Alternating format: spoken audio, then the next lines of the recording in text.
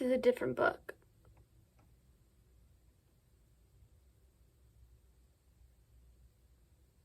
Jeez Louise.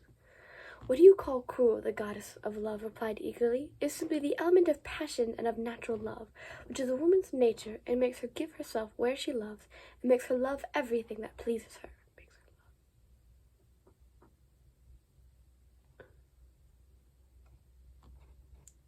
Can there be any greater cruelty for a lover than the unfaithfulness of the woman he loves?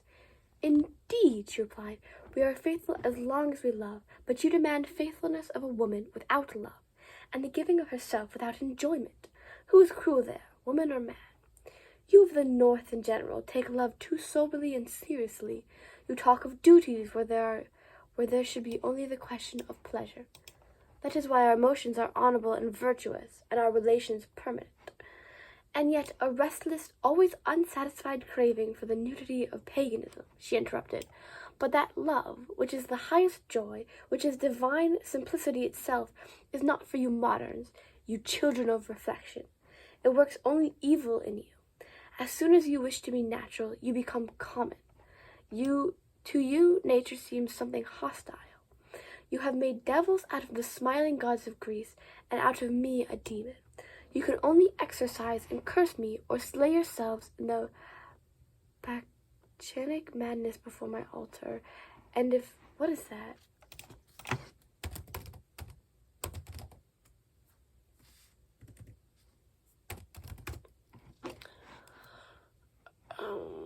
Can we get... how do I say it? Bacchant. That's not the same. That may exercise me or slay you on your Bacchanic, which is Bacchus, the god. Can I get a description of this word Bacchanic without a priest of Bacchus? Who is Bacchus? I just don't know. Bacchus, Roman god of architecture, wine, and fertility.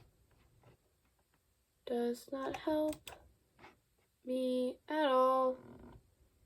He's the Roman Dionysus. Okay, so Bacchanic madness, just like, I don't know. Moving on.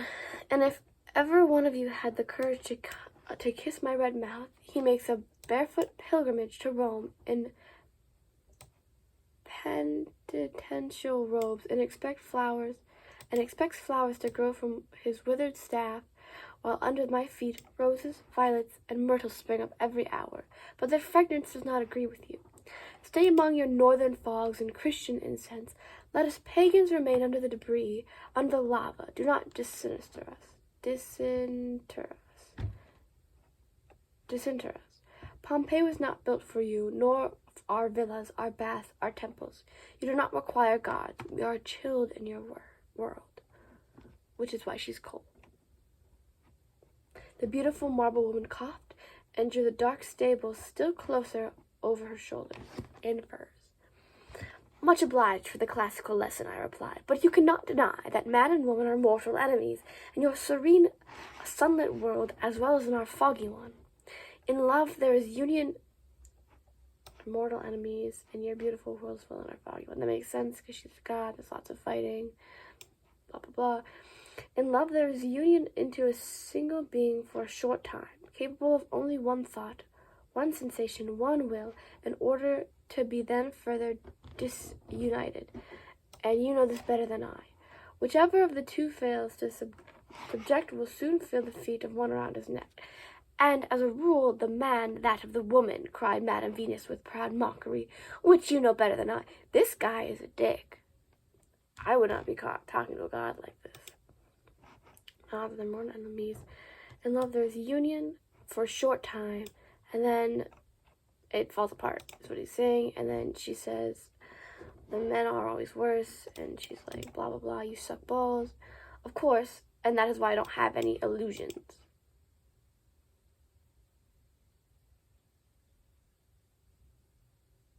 You sound like you have illusions. You mean, this is Venus, you mean you are now my slave without illusions, and for that reason you shall feel the weight of my foot without mercy? You love me, but you're not admitting to it, and for that reason, because you're not admitting to it, you will feel me fall apart from you without mercy. It will feel meaner. And she goes, Madam, don't you know me yet? Yes, I am cruel, since you take so much delight in that word, and am I not entitled to be so? Man is the one who desires, woman is the one who is desired. This is a woman's entire but decisive advantage.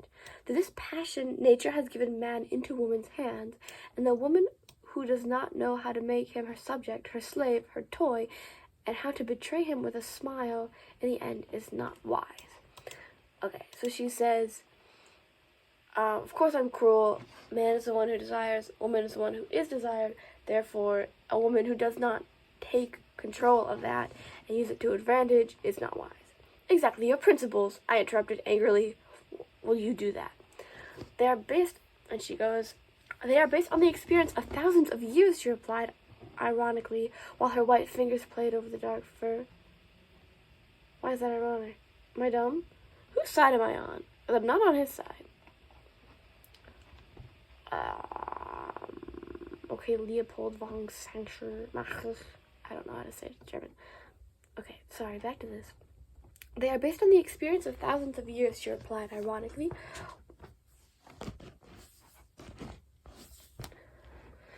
While her white fingers played over the dark fur. The more devoted a woman shows herself, the sooner the man sobers down and becomes domineering. The more cruelty she treats him and the more faithless she is, the worse she uses him. The more wantonly she plays with him, the less pity she shows him. By so much the more she will increase his desire to be loved, worshipped by him. His desire, be loved, worshipped by him. So it has always been, since the time of Helen and Delilah, down to Catherine II and Lola Montez. I cannot deny, I said, that nothing will attract a man more than the picture of a beautiful, passionate, cruel, and despondent woman who wantonly changes her favor without scruple in accordance to her whim, and in addition wears furs, exclaimed the divinity. What do you mean by that? I know your predilection. Do you know, I interrupted, that since we last saw each other, you have grown very coquettish? Oh my God, he's so modern. He's so trendy. In what way, may I ask? In that there's no way of accentuating your white body greater advantage than these dark furs, and that the divinity laughed. You are dreaming, she cried. Wake up! And she clasped my arm with her marble white hand. Do wake up, she repeated raucously in the low register of her voice. I opened my eyes with difficulty. Anyways, so basically, this is a dream. Oh. He basically just exposes himself and his opinions in this first bit. And then she's like, yeah, but like, be so for real. I love when books about love from 100 years ago are like low-key accurate. Like being wanted, or being like women being like, I'm not gonna give you what you want, making them more desirable kind of stuff. Low-key applicable to today.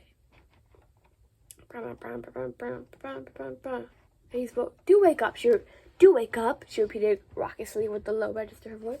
I opened my eyes with difficulty. I saw the hand which shook me, and suddenly it was brown as bronze, the voice as thick as alcohol,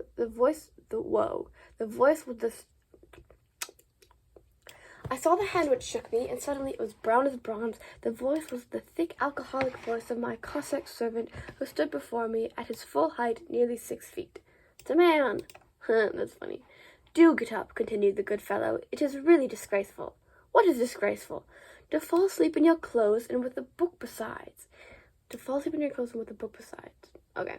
He snuffed the candle which had burned down, and picked up the volume which had fallen from my hand. With a book by, he looked at the title, by Hegel. Hegel? Besides, it is high time you were started for Mr. Servants, who is expecting us for tea. A curious dream, said Servian. When When I had finished, he supported his arms on his knees, resting his face in his delicate, finely veined hands, and fell to pondering. That's some gay shit right there. That is a description of someone who is gay. They're gay. They're not.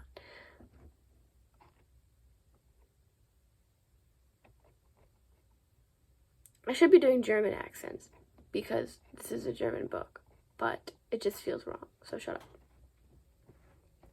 I knew that he wouldn't move for a long time, hardly even breathe. This actually happened, but I didn't consider his behavior as in any way remarkable. I had been on terms of close friendship with him for nearly 3 years and gotten used to his peculiarities. For it cannot be denied that he was peculiar, although he wasn't quite the dangerous madman that the neighborhood, or indeed the entire district of Kolomia, considered him to be. I found his personality not only interesting, and that is why many also regard me a bit mad, but to a degree sympathetic. For a Galician nobleman and landowner, and considering his age, he was hardly over 30. He displayed a surprising sobriety, a certain seriousness, even pedantry. He lived according to a minutely elaborate, half philosophical, half practical system, like clockwork. Not his alone, but also the thermometer, barometer, arometer, hydrometer, Hippocrates, Huffield, I don't know how to say that, Plato, Kant, I don't know how to say that, Lord Chesterfield. Okay, so he's an academic. He's a rich man. He's a weird guy. He was hardly 30, and he's just a smart, weird, tweed kind of guy. Probably not that early, but I don't actually know. But at times he had violent attacks of sudden passion and gave the impression of being about to run with his head right through the wall. At such time, everyone preferred to get out of his way. Based. While he remained silent, the fire sang in the chimney, and the large, venerable samovar sang.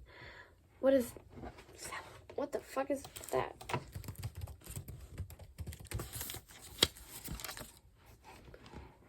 Oh, it's like an old water boiler. Traditionally used to heat and boil water. Samovar, the caviar, dessert, and then good night. Not until you get this right. If I can let it do it, you can let it. You'll pull through it. Tell yourself it's easy, and it's true. You can learn to do it too. Where was I? The large. What does that even mean? Okay. Venerable. Definition. Yeah, venerable, accorded a great deal of respect, especially because of age, wisdom, or character. It's a venerable samovar. So it's a respectable old, kettle, basically. Okay, fire sang, okay. While he remained silent, the fire sang in the chimney, and the large venerable samovar sang, and the ancient chair in which I sat rocking to and fro, smoking my cigar, and the cricket in the old walls sang too. I let my eyes glide over the curious apparatus, skeletons of animals, stuffed birds, globes, plaster casts, and which his room was heaped full, until by chance my glance remained fixed on a picture which I had seen often enough before. But today, under the reflected red glow of the fire, it made an indescribable impression on me. It was a large oil painting, done in the robust, full-bodied manner of the Belgian school. Its subject was strange enough. A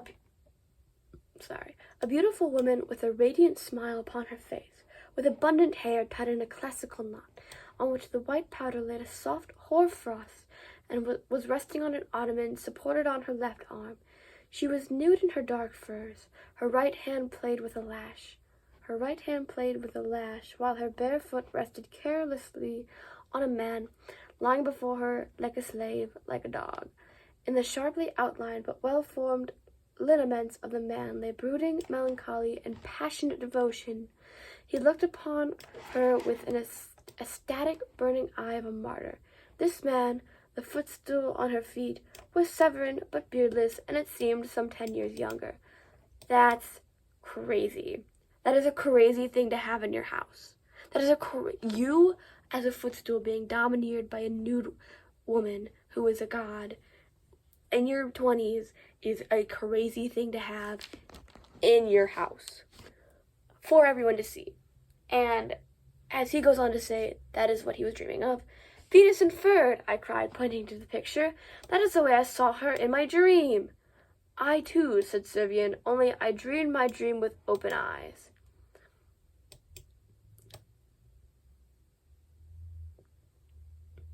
Weird. Not in the sense that it's weird, but it's just like, well, obviously you dreamed about. Like, how do you not even notice? Like, I feel like if my friend had a painting of that caliber, I would also dream about it. And when I told him about that dream, I would not cried pointing to it and say, that's how I saw her. Because no shit, that's probably where the dream came from. Do you see the connection? Anyways, and then he's like, me too, except it was a real person. Indeed, it is a tiresome story. Your picture apparently suggests my dream, I continue, but do tell me what it means. I can imagine that it played a role in your life, and perhaps a very decisive one, but the details I can only get from you. Tell me about it because tell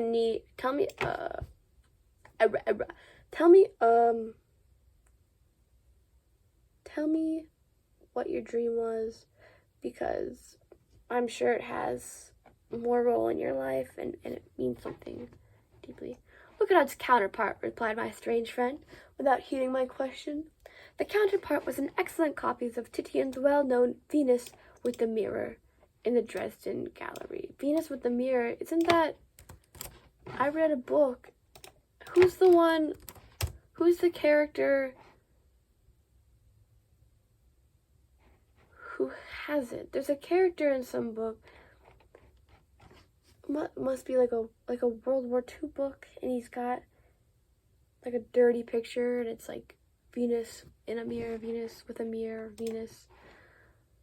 What the fuck was that book? Was it? It's that book by that. Oh, he did. Where he like, it was in the war, and it's like not told linearly. Kurt Vonnegut. It's that Kurt Vonnegut book. Slaughterhouse-Five. Venus painting.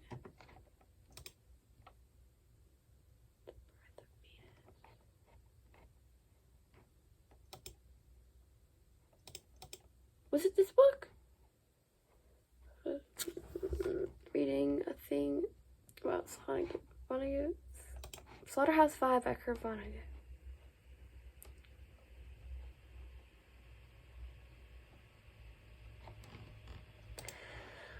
Something like that. I love reading. I'm always perfectly in the book.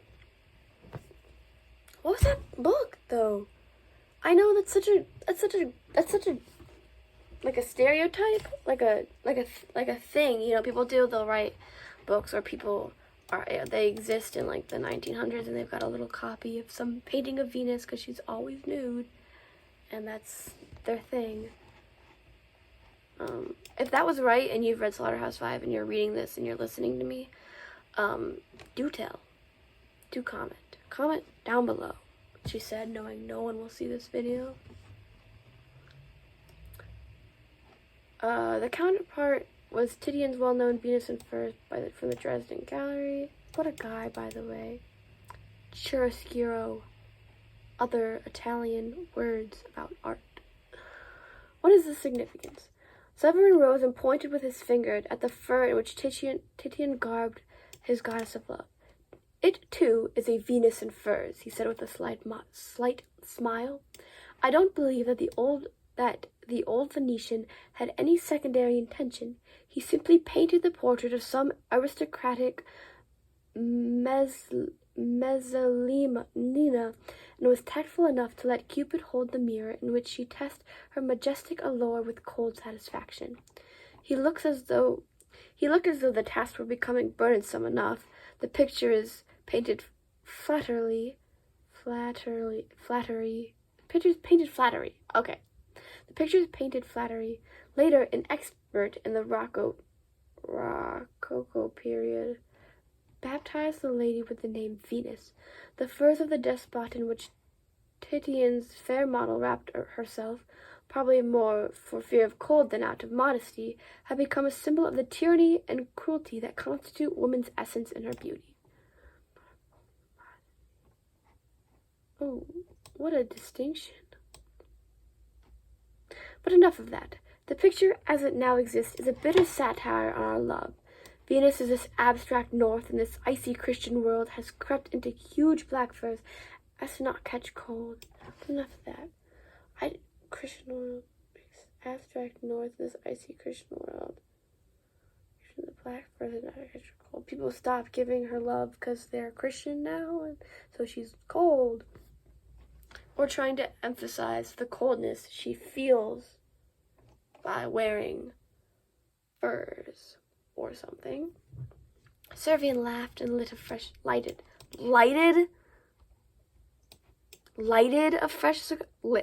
cigar. And then the door opened and an attractive, stoutish blonde girl entered. Just then the door opened. She had wise, kindly eyes, was dressed in black silk, and brought us cold meat and eggs with our tea. Servian took one of the latter and decapitated it with his knife. That's the word. Didn't I tell you I wanted them oh, geez, Louise. Didn't I tell you that I wanted them soft-boiled? He cried with a violence that made the young woman tremble. But my dear Sevtichu, I'm sure that's a German. I'm going to look it up. Sevtichu.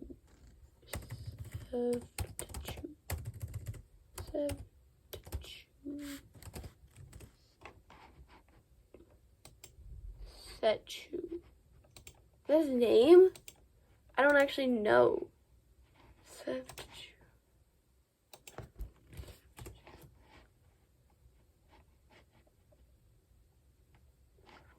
I don't know. I guess it's his name. Substitute nothing, he yelled. You are to obey. Do you understand? Then he tore the cantchuck, a long whip with a short handle, which was hanging from besides this is why I don't read out loud. What is reading? But my dear Septicha, she said timidly. Septicha, nothing, he yelled. You are to obey. Do you understand? And he tore the cantchuck, footnote, a long whip with a short handle, which was hanging beside the weapon from its hook. The woman fled from the chamber quickly and timidly like a doe. Just wait, I'll get you yet, he called after her. But Servian, I said, placing my hand on his arm, how can you treat a pretty young woman thus? Look at the woman, he replied, blinking harmoniously with his eyes. Had I flattered her, she would have cast the noose around my neck. But now, when I bring her the Chinook, she adores me. Nonsense nothing. That is the way you have to break in women. Well, if you like it, live like a pasha in your harem, but don't lay down theories for me. Why not? He said animatedly. Goeth's "you must be a hammer or anvil" is absolutely appropriate to the relation between man and woman. Didn't Lady Venus in your dreams prove that to you? Woman's power lies in man's passion, and she knows how to use it. If a man doesn't understand himself, he has only one choice: to be the tyrant over or the slave of a woman. As soon as he gives in, his neck is under the yoke, and the lash will fall soon above him. Strange maxims, not maximums, but experience, he replied, nodding his head. I have actually felt the lash. I am cured. Do you care to know how? He rose and got a small manuscript from his desk and put it in front of me. You have already asked about the picture.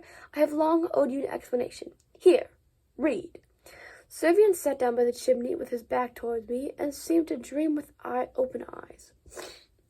Silence had fallen again, and again the fire sang in the chimney, and the samovar and the cricket in the old walls. Repetition. I opened the manuscript and read, Confessions of a Supersensual Man. I do not want to read this. That's not in the... I don't want to read this. Me, not the character. Confession. Hold up. I'm tapping out. I'm going to keep reading Venus and Furs, but I'm not going to do it out loud because my throat hurts.